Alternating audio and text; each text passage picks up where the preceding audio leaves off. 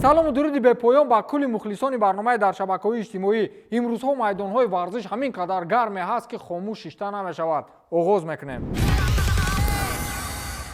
имшаб бозии марказии на танҳо даври як чорниҳоӣ, балки кулли мусобиқаи Лигаи чемпионҳо бо ба истилоҳ драмаи махсус баргузор гардид. инро гуфтем финали бармаҳал ки 90 не балки 180 дақиқа давом мекунад.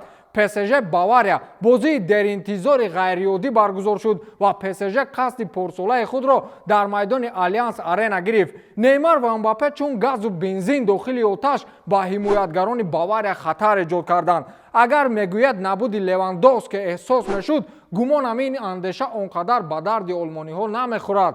ҳисоби 3-2 таҳдиди ҷиддие барои берун шудани Бавария аз идомаи мусобиқа аст. Мбаппе дубл кард ва бо як голи Маркиньос парижиҳо тавонистанд Баварияро дар хонаи худашон шикаст бидиҳанд. чемпионҳо фақат тавони задани 2 голро карданду халос. аммо агар шумо бозиро тамошо карда бошед, пас ман бар ин қалбатон бояд қаламфур вори ба заҳмати олмониҳо бисӯзад. онҳо ҳам дар ташкили фурсатҳои головар ва ҳам дар идораи туп як сару гардан аз бозигарони ПСЖ боло буданд.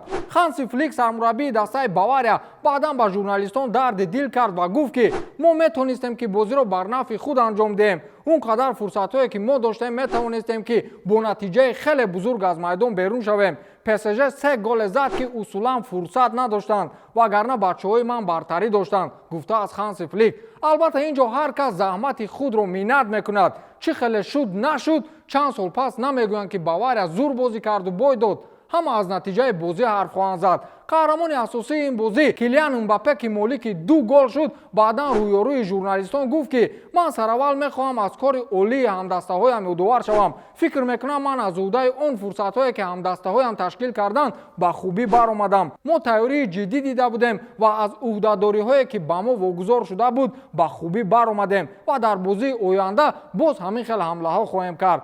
сармураббӣ ба ман гуфт ки ту коре кун ки бозигарони Бавария бисёртар бидаванд, чун ин ба онҳо писанд нест. имрӯз ин нақшаи мо кор дод. ҳоло акнун мо ба бозии ҷавобӣ омодагӣ мебинем, чун ин Лигаи чемпионҳо аст ва инҷо танҳо дастаҳои пурқувват мубориза мебаранд, гуфтааст Килиан Мбаппе. аммо дар мо мегӯянд пеш аз туй накора нанавоз. сирҳои кӯҳна оҳиста оҳиста фош мешаванд. бармегардем ба таърихи на он қадар дур. гап сари бозии дастаҳои Барселона ва ПСЖ меравад. дар даври қаблӣ ПСЖ бо ҳисоби умумии 5-2 Барселонаро аз идомаи рақобатҳо маҳрум карда буд. мегӯянд Барселона пешакӣ медонист ки муқобили ПСЖ аҳволашон хеле бад аст. вале ба ин кӣ бовар мекунад? асоситарин ҷузъиёти ин рақобат зиддияти Мбаппеи 22-сола ва яке аз беҳтарин бозигарони таърихи футбол Лионел Месси ба ҳисоб мерафт. ҳама медонистанд ки Мбаппе чемпиони ҷаҳон таҳдиди ҷиддие барои каталониҳо буд. расонаи машҳури Элекупе дирӯз бо нашри як хабар ҳамаро ҳайрон сохт. онҳо навиштанд ки сармураббии дастаи Барселона Роналд Куман пеш аз бозӣ дар утоқи либосивазкунӣ акс ё худ сурати калони Мбапперо дар девор овезон кард ва гуфт ки ин бача душмани рақами 1 мо дар ин бозӣ аст. каталониҳо ҳамроҳи сармураббӣ зидди ӯ чандин нақшаҳо кашиданд, вале пеши истеъдоди Мбаппе кулли нақшаҳои бузургони футбол он рӯз оҷиз монданд. фаронсавӣ дар Камп Ноу хетрик кард ва умеди Барселонаро бо ҳисоби 4-1 барои идомаи рақобат барбод дод. истеъдодро бинед ки ҳоли ҳозир тамоми бозигарони баргузидаву коршиносони ҷаҳонӣ пеш як бачаи 22-сола ба истилоҳ сару калобашона гум карданд. ман дар 22-солагӣ мегаштам туй ба туй, маърака ба маърака. вақте довари майдон мухлиси ашадии ту аст. ҳамин хелашро дидаед? дар бозии дастаҳои Манчестер Сити ва Борусия Дортмунд ҳамин хел як саҳнаро шоҳидон диданд ки ҳайрон монданд. баъди хотимаи бозӣ довари канории ҳамон бозӣ Октавиан Шоуре зуд аз паси бозигарон ба утоқи либосивазкунӣ даромад ва аз Эрлинг Ҳоланд хоҳиш кард ки ба ӯ дастхати худро ҳадя намояд. норвегӣ албатта ки розӣ шуд ва як дастхат дар корди зарду дастхати дигар дар корди сурхи пеши гузоштаи довар гузошту рафт. ин албатта ки ҳам сабт шуду ҳам кулли шахсоне ки унҷо буданд бо чашми сар диданд. баъдан ҳамон вақт дар нишасти матбуотӣ ин манзараро ба Гвардиола нақл карданд ва аз ӯ пурсиданд ки шумо инро чӣ хел шарҳ медиҳед?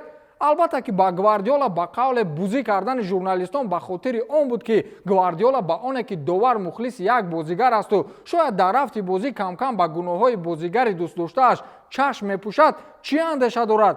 Гвардиола ба ин суол чунин ҷавоб додааст ки ба ман инро пеш аз шумо аллакай гуфтанд, вале ман инро надидам. Шояд ӯ воқеан мухлиси ашадии Ҳоланд бошад. Дар ин сурат чаро не? Шояд ин дастхатро ба хотири писараш ё духтараш гирифта бошад. Ман қаблан чунин ҳодисаҳоро надида будам, вале аз нигоҳи ман имрӯз доварон дар рафти бозӣ ягон мушкилӣ надоштанд ва бозиро шаффоф ва одилона доварӣ карданд, гуфтааст Пеп Гвардиола. бовар кунед агар ба ҷои Гвардиола ягон мураббии намефаҳмидагӣ мебуд, ин довар ҳоло дар курсии бозпурсии мақомоти ҳифзи ҳуқуқ буд. собиқ бозигари дастаи Ювентус ва мунтахаби Италия Алессандро Дел Пьеро аз кайфияти тамошои бозии дастаи Реал муқобили Ливерпул ҳарф зад.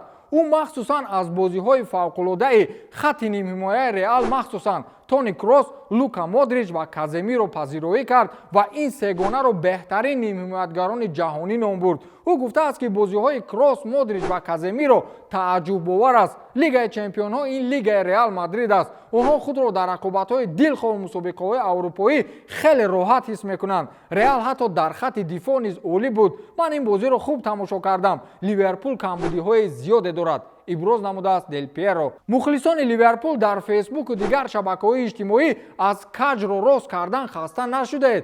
мардум, ҳамин Реал ҳеҷ дастаро не, ҳамин Ливерпулро дар дилхор вақту соат шикаст медиҳад. инаш ба истилоҳ гапи мардакӣ.